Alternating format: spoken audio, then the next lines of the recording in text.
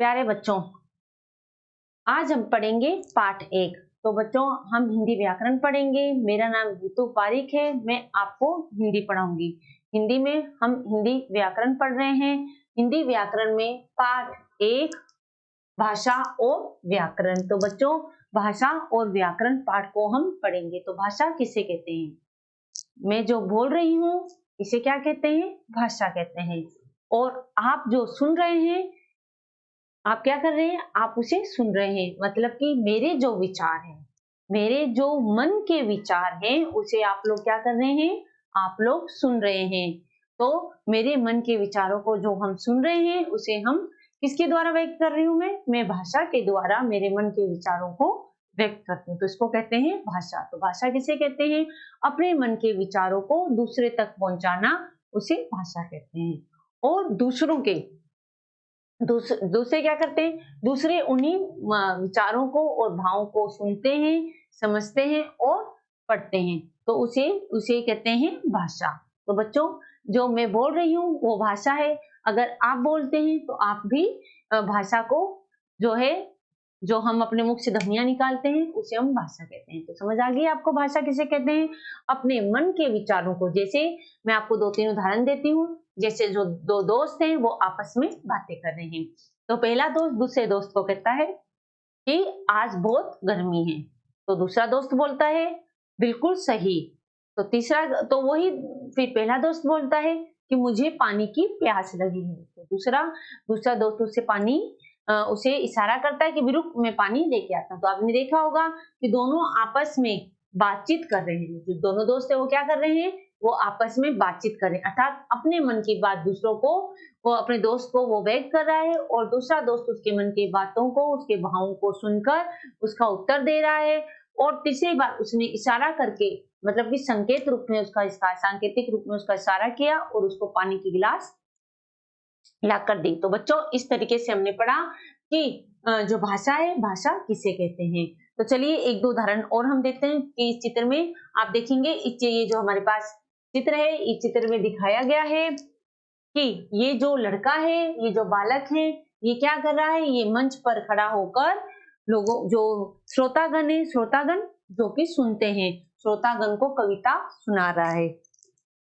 मैं हूँ छोटा प्यारा बच्चा, दिल का हूँ मैं बिल्कुल सच्चा, नए नए में काम करूंगा, देश का ऊंचा नाम करूंगा। अर्थात ये जो बालक है, ये कह रहा है कि ये क्या कह रहा है? ये कविता के जरिए अपने मन के भावों को श्रोताओं के सामने प्रस्तुत कर रहा है। और श्रोता कौन होते हैं? जो सुनते हैं। सुनने वाले को श्रोता कहते हैं।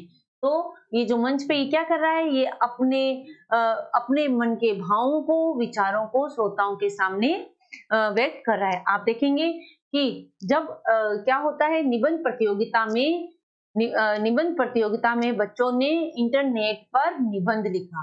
तो आप देखेंगे निबंध प्रतियोगिता में बच्चों ने इंटरनेट पर क्या लिखा? निबंध लिखा। और मंच पर एक बालक ने कविता पढ़ी या कविता सुनाई। तो आपने जो मंच पे क्या था? मंच पर एक बालक ने क्या करी थी? मंच पर एक बालक ने कविता सुनाई थी। उसी तरीके से मंच पर एक बालक ने कविता सुनाई थी। और तीसरा है कि जो बालक है, बालक ने निबंध को कहानी के रूप में दूसरों को सुनाया। तो आप देखेंगे बालक ने कहानी को, शेर और जो चूहा था उसकी कहानी को सुनाया। तो आपने देखा कि पहले में निबंध को उसने इंटरनेट पर लिखा, तो लिखकर बालक ने क्या किया था? बालक ने कविता सुनाई। तो कविता क्या था? वो उसने पढ़ा था, पढ़कर कविता सुनाई। तो सुनकर, पढ़कर और सुना और पढ़ा और समझा किसने? हमने समझा कि वो हमें जो निबंध सुना रहा है उसको हमने, जो उसने कविता सुनाई उसको हमने समझा। तो अपने मन के विचारों और भावों को हम दूसरों के सामने प्रकट करते हैं और दूसरे उन विचारों और भावों को सुनते हैं, समझते हैं और पढ़ते हैं। तो ये क्या होता है बच्चों? ये भाषा का एक जरिया है। ये किसका जरिया है? ये भाषा का एक जरिया है। ये क्या है? ये भाषा का एक जरिया है।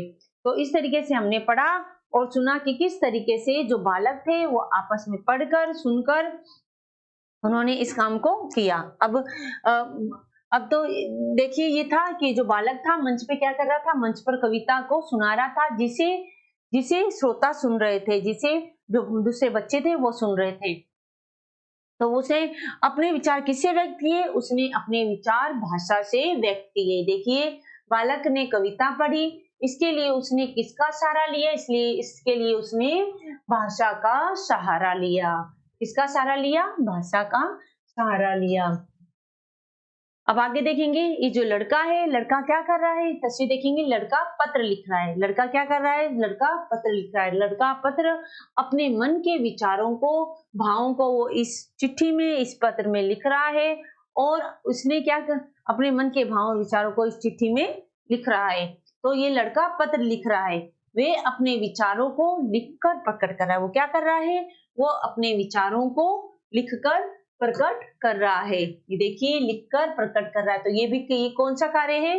किसके सहारे कर रहा है ये इस कार्य हेतु वह किसका सहारा ले रहा है? इस कार्य हेतु वह भाषा का सहारा ले रहा है। क्योंकि देखिए, जब भी हम किसी को क्या करते हैं, अपने मन के भाव या तो हम बोलकर बताते हैं या कुछ लिखकर हम उसे अपने मन के भाव को बताते हैं। आप देखेंगे, समाचार पत्र है, जैसे समाचार पत्र में आपके अखबार, अखबार है, जिसे अखबार भी कहते हैं, न्यूज़पेपर भी कहते हैं, ये सब आप सबके घरों में आता होगा। तो हमारे जो दादाजी हैं, पिताजी हैं, या हमारे घर के जो बड़े हैं, उस न्यूज़पेपर को पढ़ते हैं। तो बच्चों, वो जो न्यूज़पेपर पढ़ते हैं, तो उसमें क्या है, वो जो लिखा हुआ है, उसमें जो उनके विचार है, भाव है, वो उनको पढ़ते हैं, फिर क्या करते हैं, उनको समझते हैं। तो ये भी भाषा का रूप है। वो किसके द्वारा उन्होंने विचार पढ़े? वो भाषा जो लिखी हुई थी, उन भाषा को पढ़ी, उसमें क्या व्यक्त किया जाता है, उसमें भाषा का सहारा लेकर व्यक्त किया जा रहा था। तो इस तरीके से हमने भाषा को पढ़ा। तो भाषा की परिभाषा देखते हैं। भाषा की परिभाषा क्या है? भाषा वह माध्यम है जिसके द्वारा हम अपने विचार बोलकर या लिखकर प्रकट करते हैं तथा दूसरों के विचारों को सुन, पढ़ और समझ सकते हैं। क्या कर सकते हैं? सुन, पढ़ और समझ सकते हैं। हम अपने विचार सुन, पढ़ और समझ सकते हैं। तो बच्चों, ये आपको परिभाषा याद करनी है। ये क्या करनी है?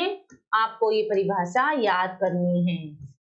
ठीक है, तो आपको समझ आ गया, भाषा वो माध्यम है जिसके द्वारा हम अपने विचार बोलकर या लिखकर प्रकट करते हैं तथा दूसरों के विचारों को पढ़, सुन और समझ सकते हैं। तो आप देखेंगे, ध्यान देने वाली बातें हैं। हम अपने विचारों को बोलकर या लिखकर समझा पाते हैं।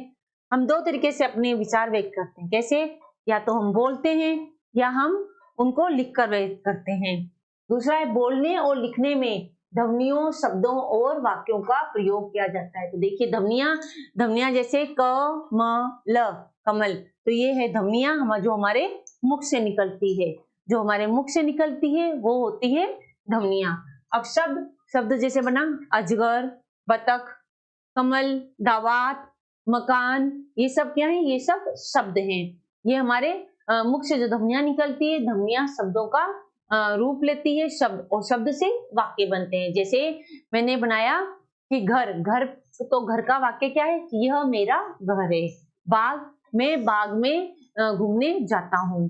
दादाजी रोज व्यायाम करते हैं। तो ये क्या है? ये शब्द, हमारे जो शब्द हैं, पहले तो क्या बनते हैं? पहले ध्वनियों से शब्द बनते हैं और शब्द से हम उनको वाक्यों में प्रयोग करते हैं।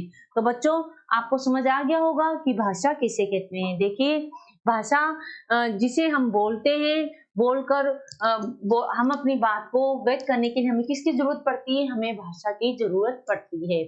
तो भाषा की हमें जरूरत पड़ती है क्योंकि जब अगर हम बोलेंगे तो तभी हम अपने किसके बोलने के लिए हमें कुछ ना कुछ शब्द की जरूरत होती है। तो वो हम किसका सहारा लेते हैं? उस वक्त हम भाषा का सहारा लेते हैं। तो भाषा किसे कहते हैं? भाषा वो माध्यम है जिसके द्वारा हम अपने विचार बोलकर या लिखकर प्रकट करते हैं तथा दूसरों के विचारों को सुन, पढ़ और समझ सकते हैं। इसे हम भाषा कहते हैं। तो भाषा के कितने रूप होते हैं बच्चों? भाषा के दो रूप होते हैं, लिखित भाषा और मौखिक भाषा। भाषा के कितने रूप होते हैं? भाषा के दो रूप होते हैं, पहला लिखित भाषा, दूसरा मौखिक भाषा। तो लिखित भाषा और तीसरा वैसे सांकेतिक भाषा होता है, लेकिन हिंदी व्याकरण में इसका प्रयोग कम किया जाता है। तो हम अगली कक्षा में इन तीनों टॉपिकों के ये जो भाषा के कितने रूप होते हैं उसके बारे में पढ़ेंगे और समझेंगे। तो बच्चों, आपको ये जो भाषा है, भाषा के बारे में जो मैंने आपको बताया है उन सबको आपको पढ़ना भी है और इसकी परिभाषा को आपको याद भी करना है। तो हम अगली कक्षा में बच्चों फिर मिलेंगे। धन्यवाद।